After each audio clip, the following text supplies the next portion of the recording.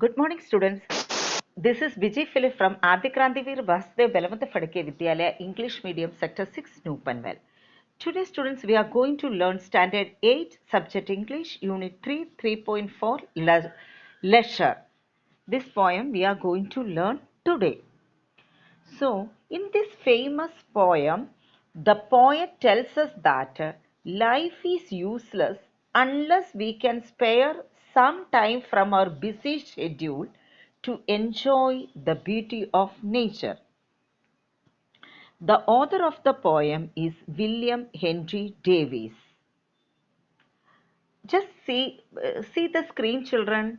You can see beautiful pictures, uh, animals, then nature and all, even duck, squirrels, nature, etc. Just enjoy the scenic beauty of nature. Okay, now let's move on to the next slide about William Henry Davies. He is the author of the poem Leisure. He was a Welsh poet and writer. He was born on 3rd July 1871 and died on 26th September 1940. The poem Leisure was published in the year 1911. You know that he is very poor and he is a wandering poet. He is also a wandering poet even though he is very famous among the people. His poems are very simple and he loved nature. That is why most of his poems are related to nature. So let us start the poem. The poem is written in 7 couplets. So couplets means each stanza contains 2 lines with the same length. So that is why it's a couplet. Okay. So let's see the first stanza. What is this life if full of care we have no time to stand and stare? What is this life if full of care we have no time to stand and stare? Full of care means full of worries and stress. So in this poet, Davies is saying that William Henry Davies says that he is questioning that the type of life we are leading because we have no time to appreciate or we have no time to admire the beauties of nature. So we are leading, if we have no time to appreciate, if we are leading such type of life, what is the use? That is what he is asking us. Okay. Now next, no time to stand beneath the bough and stare as long as sheep or cows. Again, he is saying that we have no time to stand under the branches of a tree. Beneath means under. Bough means branches of a big tree. And stare. Stare means to look. To and stare as long as sheep or cows. So he says that we have no time to stand underneath the trees and stare as sheep and cows do. See, he's telling that sheep and cows, they are very free. They don't have any worries in life. Uh, their schedules are not like us. If they wanted to eat whatever, they will eat and they will just observe the beauty of nature. Why don't you do, human beings? Why don't you observe the beauty of nature? We have plenty of time, but we are saying that we doesn't have time. So you should find time to enjoy or admire the beauty of nature. Okay, now let's move on next slide. No time to see when woods we pass where squirrels hide their nuts in grass. Wood here means forest. No time to see when wood we pass. Again he is telling that when we are walking through the woods, when we are walking through the forest, we have no time to watch where the squirrels hide their food in the grass. You know that the squirrels always hide their nuts in the grass. Have you seen this scene ever in your life, students? Did you see that squirrels are hiding their nuts in the grass? Hello, tell me. Hello, can you? Yes, ma'am. Have you seen? Yes, ma'am. Acha, okay. Well, some of the students have seen and some are not. Okay, even I didn't see because we didn't get time to observe or enjoy or admire the beauty of nature. That is why we are leading a very busy life. We are always going here and there, running and doing this and that. You students are always studying. You are busy with your studies. Even though now you are sitting at home, but you are always busy with your studies. So you are not at all enjoying the beauty of nature. Okay. So now let's move on to the next slide. No time to see in broad daylight, streams full of stars like skies at nights. What is the meaning of streams, children? What is the meaning of streams? River. River. River. Broad daylight. Broad means wide, daylight means sunlight. You can see that streams, the rivers are full of stars. Can you imagine the rivers full of stars? Can you imagine? Tell me. Yes. Yes, we can imagine. But can you see stars in the river? No. But the poet is telling that, see, in the broad light, when the sunlight reflects in the river or in the water, that reflections looks like bubbles and it is just like stars in the sky. He is imagining that the reflections of the sunlight in the river, that looks like bubbles. See the image, you can see the white bubbles, no, it is simply just like stars. So how he is imagining things, you know that so we should also see all these things. See, we have no time to look at the streams or the river which sparkles and twinkles like star in the wide or the broad daylight and appear to be full of stars like the skies at night. When we look at the water, you can see that beautiful bubbles. It looks like stars. Now, next. No time to turn at beauty's glance. Beauty means a beautiful young girl. Who is the beautiful young girl in the poem? The nature. The poet imagines that the nature is just like a beautiful girl.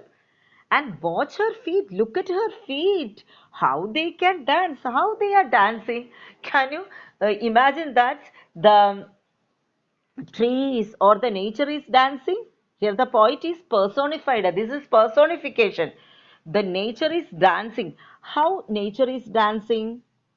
So when breeze is there, no, when breeze came, the flowers are moving slowly. The trees, the branches of the trees are moving or the leaves are moving. So the poet is telling that the trees are dancing or the beauty is dancing. Beauty is the girl, that is the nature. He imagined the nature as a beauty means a young girl. She is dancing. Look at her feet. He is telling that watch her feet, how they are dancing. No, how they are dancing, they are dancing with the breeze. And next two stanzas. No time to wait till her mouth can enrich that smile her eyes began. Enrich means improve the value or enhance. See, he is telling that you don't have enough time. You don't have enough time to watch her lips to complete the smile. You are not looking at the smile of the nature. Why don't you look at the smile of the nature? Because you don't have time. You should appreciate the beauty of nature. See, you can see her smile in the eyes also. Her eyes also, you can see the smiles. So, see the picture of the nature.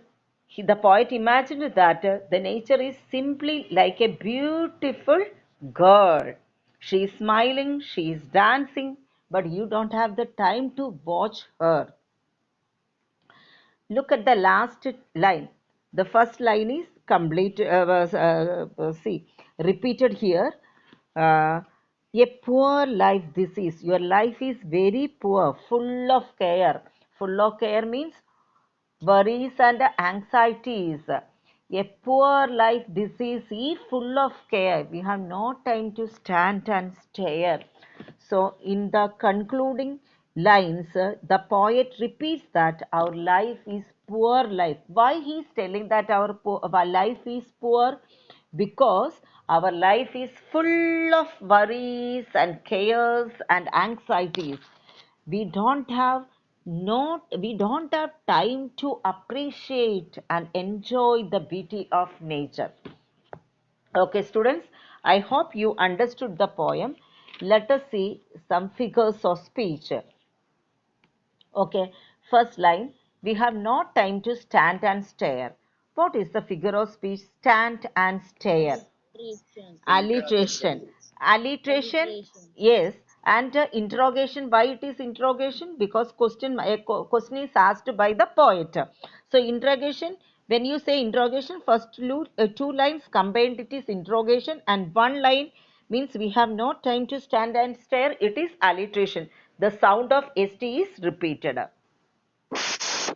Okay. Next, streams full of stars like skies at night. Streams full of stars like skies at night. Simile. Simile, because like is there, no, that is direct comparison. So it is a simile. Then, and stare as long as sheep or cows. Stare Simile. as long as. Okay, simile. Very good, students. Now, next one. No time to wait till her mouth can enrich the smile her eyes began. Metaphor. Metaphor. Okay, metaphor. No time to what is the no time to wait till her mouth can enrich the smiles. See, enrich the smiles her eyes began. This is mainly what is the figure of speech? Personification. The nature is given the human quality of smiling, opening her mouth. So this is a personification. Do you have any doubt? You can say it is metaphor also, but this is the proper one is a this thing personification. Otherwise, you can say that here, see, enrich the smile her eyes began means blooming of flowers. It is indirectly compared to a woman smiling. It is indirectly compared to woman smiling. That is why it is a metaphor. Then, no time to turn at beauty's glance and watch her feet how they can dance. Two sentence combined. Ah, Personification. uh, Personification. personification is also correct. Interrogation, both are correct. Personification and interrogation, both are correct, children. Okay, very good. So let's move on. I'll ask you some questions. You should answer me. Where do the cows and sheep stand? Beneath the branches of trees. Very good. Beneath the branches of the trees or beneath the bow. Bow. Beneath the bow. Where do squirrels store their food? In the grass. In the grass. Where, very good. Where do stars shine in the daytime? Very Streams. good. Where does beauty smile begin? Where does beauty smile? In her eyes. Very good, In children. her eyes. Ah, very good. Okay. Avni, can you read the poem loudly? Hello. Amini, can you read the Hello. ah okay. Anucha, read the poem loudly. Hello? Hello, anybody can read? Yes, ma'am. Yes, read. What is this life if full of care? We have no time to stand and stare, no time to stand beneath a boughs and stare as long as sheep or cows. No time to see when woods we pass, where squirrels hide their nuts in grass. No time to see in broad daylight, strips full of stars like skies at night. No time to turn at beauty's glance and watch her feet how they can dance. No time to wait till her mouth can enrich that smile her eyes begin.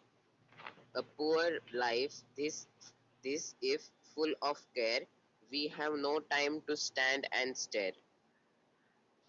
Okay, very good. Now let us see the appreciation of the poem. Who is the what is the name of the poem? Can you tell me the name of the poem?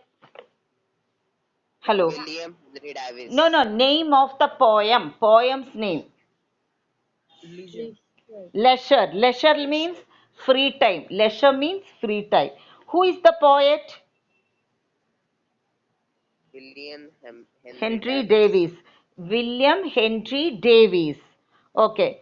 Now I'll tell you the uh, tone of the poem. It is really a serious poem and a reflective poem because we are not enjoying the beauty of nature. Poet is telling that we are very busy with our day-to-day life.